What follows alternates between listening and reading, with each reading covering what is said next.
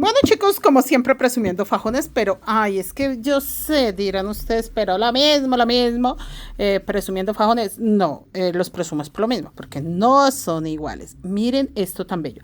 Les quería presumir que este diseño y este diseño son exactamente iguales. ¿Cuál es la diferencia? La combinación de color. Entonces, por eso quería mostrarles.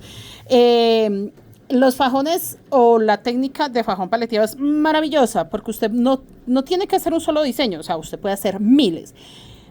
Pero yo tengo que tenerles evidencia de que aunque usted sepa hacer un solo diseño, que usted en su cabeza no se aprende sino un patrón, esto se hace con patrón, así que hay millones en todos lados, patrones gratuitos por todos lados de fajón paleteado, pero con un diseño que usted sepa hacer puede sacar fajones espectaculares. Este diseño de hecho tiene la misma cantidad, este fajón de hilos.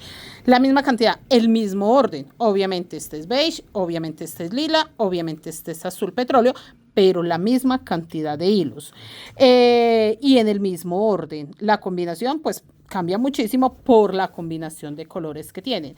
Pero chicos, quería era eso. O sea, el fajón paleteado para mí es una técnica que jamás terminamos de explorar y jamás nos cansamos de sacar diseños nuevos. Si yo cometo un error, por pequeño que sea, colocar un hilo más o uno menos, no me va a dañar el diseño. Lo único que va a hacer es cambiarlo un poquitín, pero no lo va a dañar. En este caso quedaron perfectamente iguales, exactamente iguales los diseños. La gran diferencia es el color.